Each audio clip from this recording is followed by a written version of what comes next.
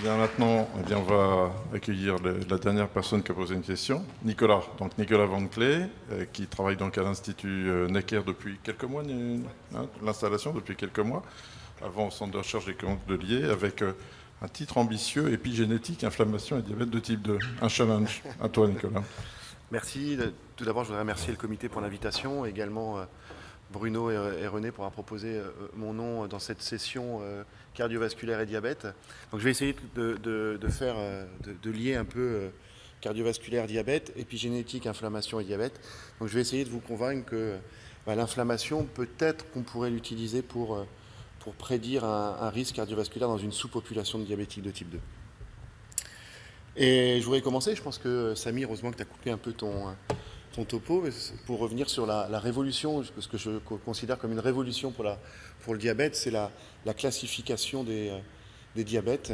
Et comme vous pouvez le voir sur cette diapositive, on va dire qu'il y a deux grands sous-types de diabète, le diabète de type 1 et le diabète de type 2, le monogénique et le diabète secondaire. Et on s'aperçoit que finalement, quand les diabétologues, je ne suis pas diabétologue, font le diagnostic de type 2, ils regardent si c'est du type 1. S'il n'y a pas de monogénique, ça part directement en type 2. Et donc c'est un peu un fourre-tout. Sauf que récemment, il y a une étude suédoise qui a quand même, pour moi, je trouve, révolutionné la classification des diabètes, notamment en proposant des sous-types. C'est ce que je vous fais voir ici. Donc ils ont proposé 4 grands sous-types de diabète de type 2 et le diabète de type 1. Donc c'est le diabète de type 1 qu'ils ont qualifié de sévère auto-immune. Donc vous voyez qu'il correspond à peu près à 5 à 10% des populations diabétiques. Et de manière intéressante, ils ont identifié 4 sous-types de diabète de type 2 avec des endotypes complètement différents. Et pour ceci, donc, ils se sont basés sur des paramètres biologiques et cliniques au diagnostic. C'est la différence, ça a été fait au diagnostic. Donc tous les patients dans cette étude ont un diabète inférieur à 2 ans. Et ils ont utilisé l'hémoglobine glyquée, un index d'insulinosécrétion, un index d'insulinorésistance, et également l'âge et le poids. Et ils ont pu déterminer 4 sous-types. Un associé à une déficience en sécrétion d'insuline, donc ce qu'ils ont appelé les SID, qui correspond à 18% des patients. Des personnes avec une sévère insulinorésistance, principalement associée notamment à une obésité, et donc qui correspondent à 15% des patients. Et 22% des patients correspondent à une obésité, je dirais, moyenne, et la majorité des patients sont associés à un âge où ils ont appelé ce MARD, ce Mild Age Related Diabetes. Donc ce qui suggère qu'au sein de ces populations diabétiques, il y a vraiment 4 de type 2, il y a vraiment 4 différents sous-types avec une étiologie qui semble complètement différente quand même. Qu'on ait un défaut d'insulinosécrétion et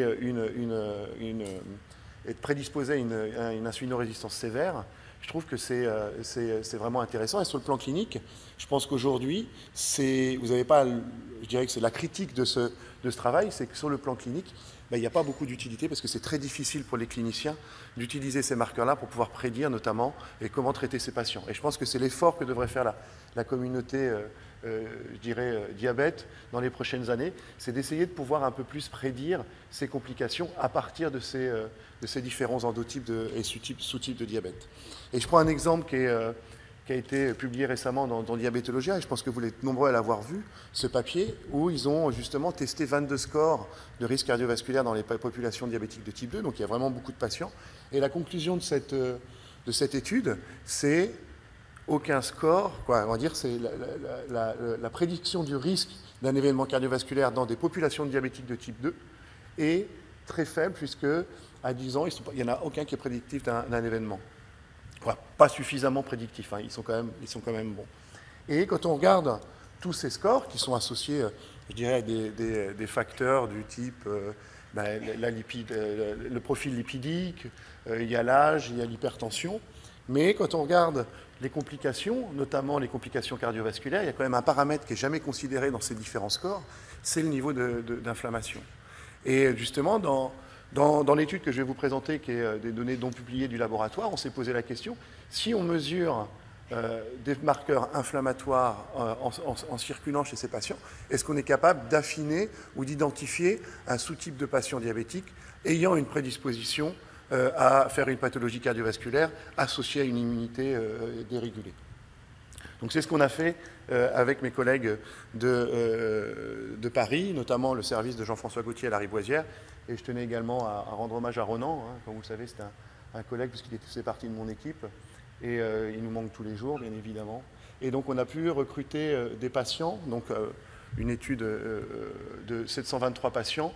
Et sur ces patients, voilà, vous voyez les données cliniques de ces patients, on s'est posé la question finalement, est-ce qu'il y avait une association entre le CAC score, le score coronaire, la calcification des coronaires, et une association avec notamment des paramètres inflammatoires, et notamment c'est particulièrement intéressé à la quantification et à la numération des cellules circulantes immunitaires inflammatoires. Et lorsque l'on a fait une analyse corrélative, on s'est aperçu qu'il y a une association attendue avec l'âge et la durée du diabète, puisqu'on sait que c'est des facteurs qui sont très fortement associés au risque cardiovasculaire. Et en troisième position, on avait quand même les monocytes, c'est-à-dire le nombre de monocytes dans le sang est très fortement, est associé significativement avec le CAC score chez nos patients diabétiques. Donc la deuxième démarche que nous avons fait, on s'est dit dans ces 723 patients, on va quantifier la fréquence des monocytes circulants. Alors je ne sais pas si vous êtes familier avec ces données de cytométrie, mais ça nous permet de discriminer 3 sous-populations de monocytes circulants. Les monocytes classiques, qui sont les monocytes principalement présents dans le sang, les intermédiaires et les non classiques. Et on a posé comme postulat la fréquence ou le nombre de cellules de ces monocytes pourrait être associé à un sous-type de diabète et en lien avec les complications cardiovasculaires. Alors ce que l'on a fait une analyse bien évidemment non, je dirais, supervisée. On a quantifié chez ces 723 patients ces 3 sous-types de monocytes et on les a intégrés pour pouvoir identifier différents clusters de patients diabétiques. Et lorsque l'on a fait cette analyse, on a pu identifier 3 grands clusters 3 profils différents. Donc comme vous pouvez le voir, un profil vert, rouge et bleu. Et lorsque l'on regarde l'association, on s'aperçoit que dans le profil bleu qui correspond à la majorité des patients, et je trouve que c'est plutôt rassurant, présente finalement peu d'altération du nombre de monocytes ou de la fréquence des monocytes par rapport à la population générale, donc ça correspond à peu près à 60% de la population. Par contre, dans cette population rouge, on a une augmentation de la fréquence des monocytes classiques, donc la proportion de monocytes semble très fortement associée, alors que dans la population verte, on a un switch vers, on a une augmentation du nombre des non classiques et des intermédiaires. Et ça montre qu'il y a encore une fois, entre ces 2 sous-types de clusters de patients diabétiques de type 2, une réponse immunitaire complètement différente. Donc la question suivante qu'on s'est posée, c'est finalement, ces différents clusters, est-ce qu'ils sont associés à un phénotype clinique quand même? Parce que c'est bien gentil de discriminer sur le profil inflammatoire, mais il faut quand même trouver qu'il y ait une utilité si jamais on voulait aller un peu plus loin au niveau clinique. Et donc c'est ce que l'on a fait dans cette diapositive. On a associé les paramètres cliniques en fonction des différents clusters. On s'aperçoit notamment dans le cluster 1, et c'est l'objet de ma présentation aujourd'hui, c'est que finalement ce cluster 1 est bien associé, même au niveau du nombre de monocytes, à une augmentation de la numération des monocytes.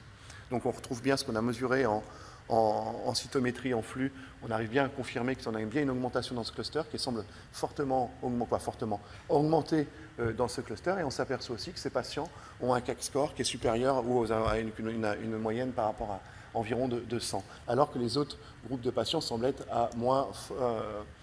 moins susceptibles de faire un événement cardiovasculaire. On peut noter également, même si je ne l'ai pas, quand on regarde l'HbA1c, il semblerait aussi que ce patient de cluster 3 ait un effet sur l'hyperglycémie, même si c'est très modéré, sur l'HbA1c qui semble être différent. Dans ce cluster 2, on note également que la filtration glomérulaire semble être affectée. C'est pour ça que on va suivre ces patients pour savoir s'ils sont plus susceptibles, parce que vous vous souvenez, ce cluster 2 a une immunité particulière et il semblerait que cette immunité puisse avoir un impact au niveau de la fonction rénale. Et c'est ce qu'on continue à faire au laboratoire. Mais je vais me concentrer aujourd'hui sur la caractérisation un peu plus en détail de ce cluster 1 en comparaison du cluster 3 qui est le cluster, je dirais, qui est le moins modulé au niveau de la réponse immunitaire. Donc ce que l'on a fait, donc on a eu, quand on a intégré ces 723 patients, sur un sous-nombre de patients d'environ une bonne centaine, on a pu identifier notamment les profils transcriptomes de ces patients. On a également fait l'accessibilité de la chromatine, et je vais revenir à la fin de mon topo pour pouvoir associer ça à un remodelage épigénétique, et également le métabolome de ces différents patients. La première étude, donc on a utilisé deux approches. Donc on a fait le transcriptome par RNA sec. On a utilisé une approche WGCNA qui permet d'associer le profil des transcrits à des paramètres. Donc on a pris comme paramètre bien évidemment le CAC score et on a également la fréquence des monocytes classiques, donc classiques et intermédiaires. Et on s'aperçoit que finalement, notamment quand on prend le module 1, il y a des modules qui sont très fortement associés à des modules de gènes qui semblent corrégulés avec la fréquence des monocytes. Et la deuxième approche, on a fait une analyse différentielle classique entre le cluster 1 et le cluster 3, et où on a pu identifier plus de 1500 gènes différentiellement exprimés entre ces cluster 1 et cluster 3. Quand on a combiné les deux, ça nous a permis d'identifier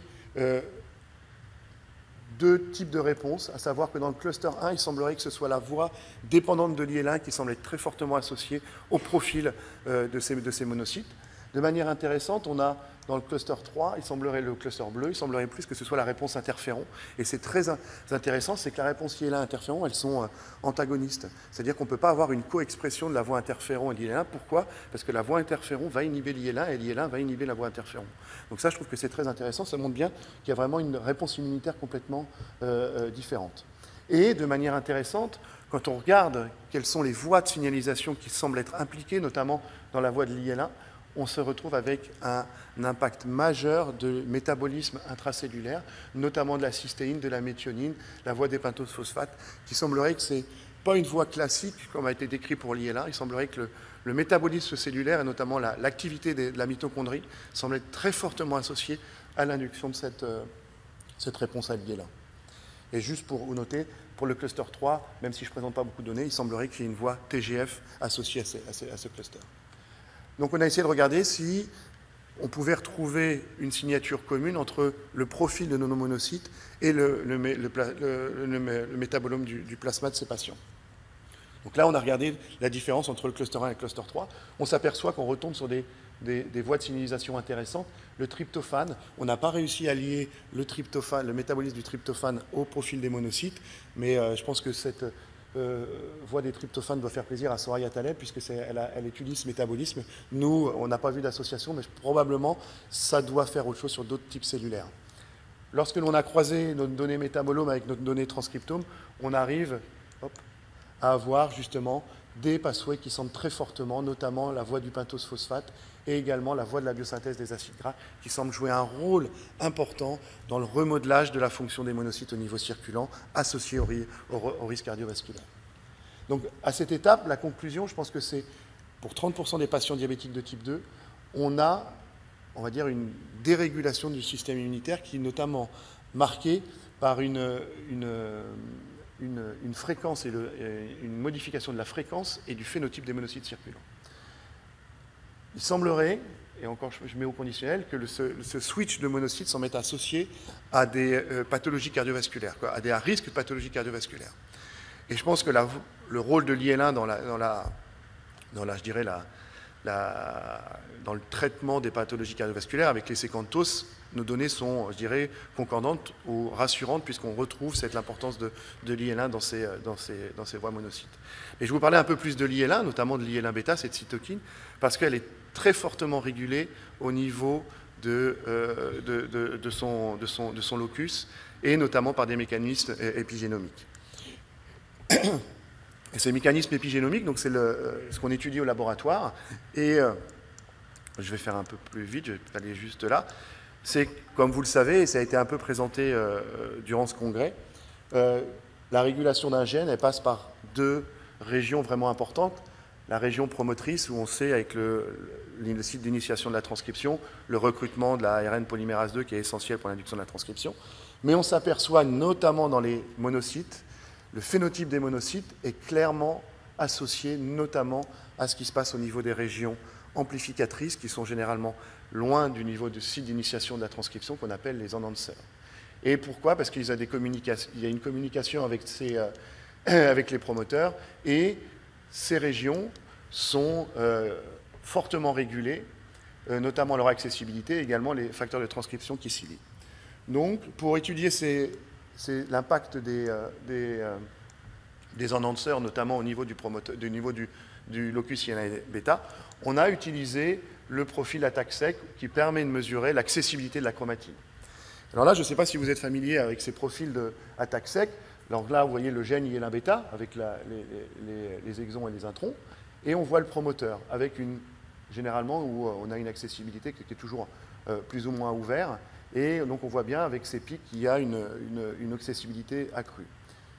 Lorsque l'on voit ce qui se passe au niveau de, comme je vous le dis, c'est assez éloigné par rapport au promoteur, on a ces régions enhancers. Et au niveau du gène d'IL-1 bêta, il y a 4 différents enhancers qui ont été très bien décrits dans la littérature, enhancer 1, 2, 3 et 4. Et ils ont chacun leur spécificité et leur action sur la régulation de l'IL-1 bêta. Par exemple, il s'avère que l'enhancer 1 a été décrit, notamment dans les lignées cellulaires, joue un rôle comme répresseur. C'est-à-dire quand il est ouvert, il a tendance plutôt à réprimer la transcription. Donc ce que l'on a fait, c'est qu'on a quantifié chez nos patients du cluster 1 et du cluster 3 l'accessibilité au niveau de ces différentes régions. Et pour faire court, lorsqu'on a mesuré, on a vu une augmentation de l'ouverture de la chromatine au niveau de cet enhancer 4, comme vous pouvez le voir ici, lorsque l'on a normalisé toutes nos données, donc c'est fait sur 36 patients, avec 18 patients dans le cluster 2 et 18 patients dans le cluster 1, et on voit bien une différence au niveau de l'enhancer 4. Ce que vous pouvez voir au niveau du promoteur, c'est qu'il y a une augmentation du promoteur dans le cluster 1. Le cluster 1, c'est le cluster associé à l'IL1, donc qui est très cohérent avec nos données transcriptomiques. On voit bien qu'il y a une accessibilité accrue, donc sans doute un effet sur la transcription de l'IL1 bêta. Et donc on s'est intéressé à cet enhancer 4 et on a voulu savoir à quoi il servait. Et pour ceci, parce qu'on a utilisé la technique de CRISPR-Cas9, où on a été déléter justement cet enhancer 4 pour pouvoir voir la conséquence sur l'expression de l'IL1 bêta suite à un stimuli inflammatoire. Et dans le stimuli inflammatoire que l'on a utilisé le palmitate, parce qu'on sait que c'est un lipide, je dirais, plutôt inflammatoire.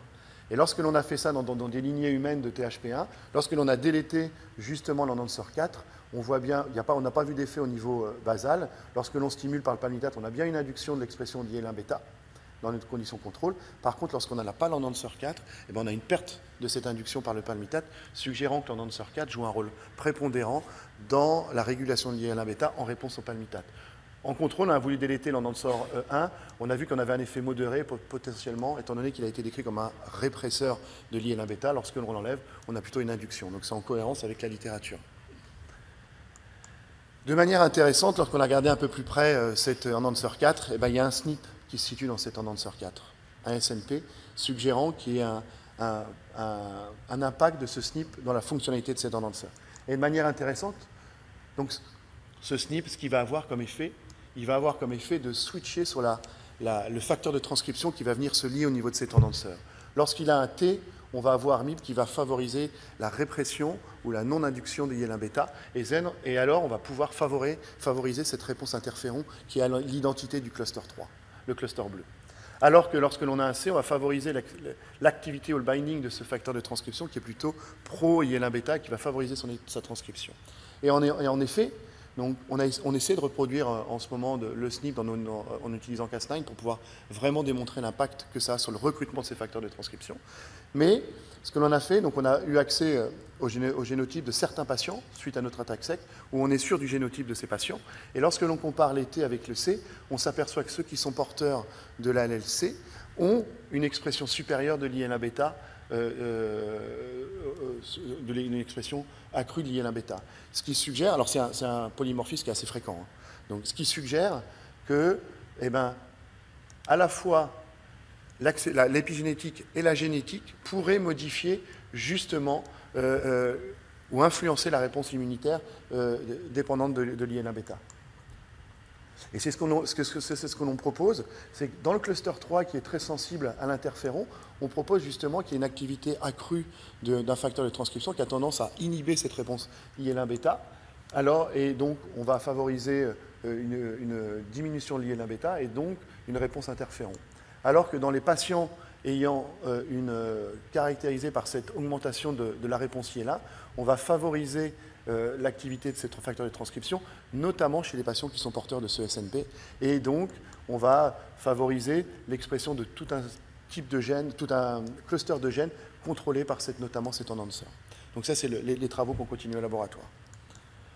Donc juste le message que je voulais faire passer aujourd'hui, c'est qu'il y a 20-30% des patients qui ont une altération du système immunitaire Et aujourd'hui, donc notamment nos collègues nantais, je vous lance un signal où je sais que vous avez des données similaires aux nôtres, qu'on essaye de combiner ces données pour voir si on est capable ou pas de définir un score inflammatoire chez le diabétique qui permettrait d'affiner la clusterisation de ces patients.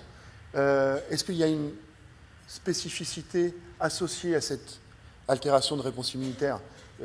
J'en suis pas convaincu, mais pour l'instant, on a des associations avec le risque cardiovasculaire, avec l'altération des reins. Donc, à voir. Également, clairement, l'IL-1β joue un rôle prépondérant dans l'orientation de la réponse immunitaire chez le patient diabétique. Et même si les inhibiteurs de cette voie IL-1β ont montré très peu de succès sur le diabète, mais je pense que dans les complications, je pense qu'il faudrait qu'on se repose la question de faire un essai randomisé sur des patients ayant cette dysfonction inflammatoire. Est-ce qu'ils ne sont pas plus susceptibles? L'IL-1β, peut-être pas avec un anti-IL-1β, mais il y a une nouvelle classe de médicaments, de composés qui commence à sortir, où on vient bloquer l'inflammasome et qui semble très prometteur à la fois sur les pathologies cardiaques et sur les pathologies et sur le diabète, avec tout ce qui a été fait, notamment dans les modèles murins. Donc je pense qu'il faudrait qu'on arrive à se poser cette question au niveau national. Est-ce qu'on ne peut pas essayer de proposer ce genre d'études, et également aller un peu plus loin et revisiter ces études, et c'est des études qu'on est en train de faire avec Philippe Freugel et Amélie Bonnefond, ou d'identifier des SNP associés à une dysfonction immunitaire et de regarder où est-ce qu'elles se situent et si elles impactent notamment dans les régions enhancers. On a commencé ce travail et clairement, un des gènes qui semble être très associé, c'est le gène NLRP3, où clairement, des SNP dans les régions régulatrices semblent très fortement impacter l'activité NLRP3 chez les patients diabétiques de type 2.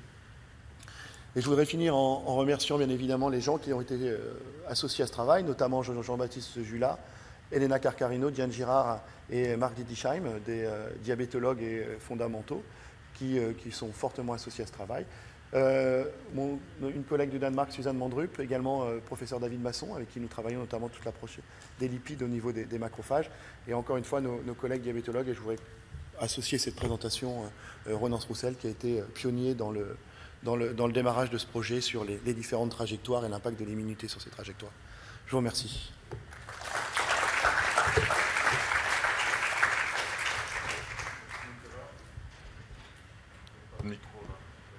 Franck.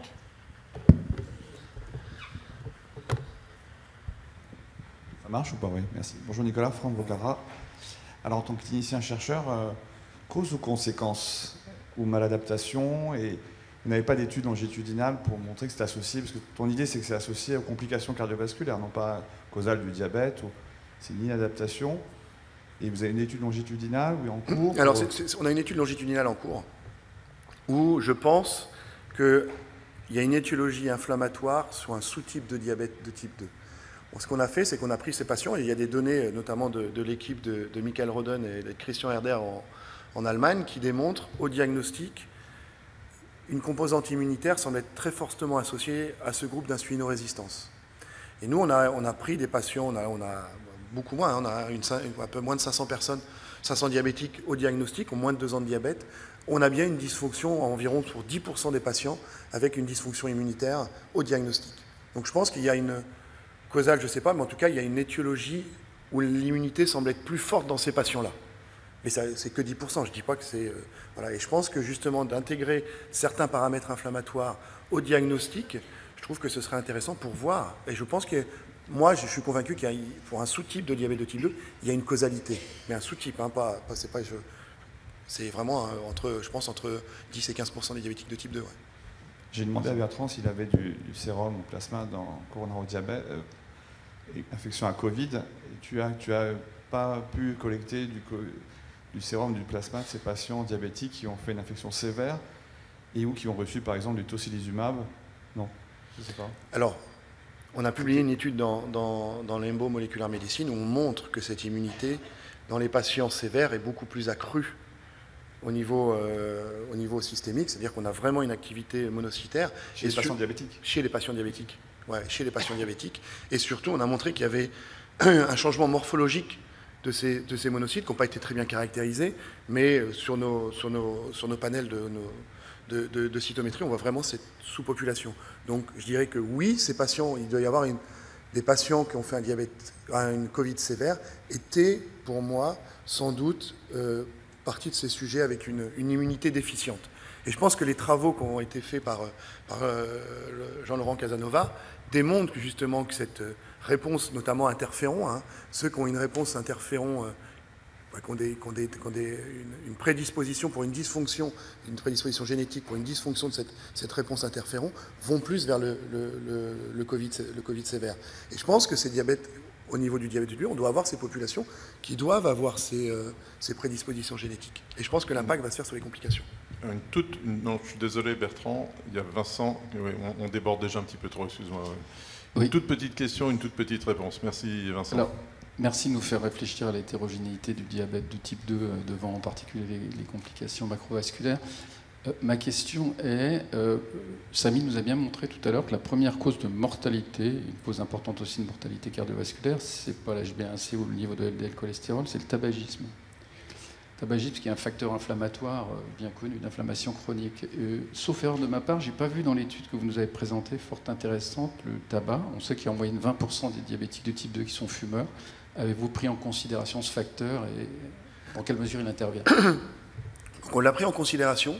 Lorsqu'on a corrigé pour le diabète, on garde toujours cet aspect inflammatoire pour le tabagisme. On a toujours cette association, indépendant du tabac, associée à cette immunité. Mais c'est un facteur de risque. Le seul facteur où on corrige, ça reste la durée du diabète, je dirais. Et ça, c'est attendu. Mais voilà, c'est le seul paramètre qui permet de revenir sur ces données inflammatoires. Merci Nicolas, c'était top. Merci.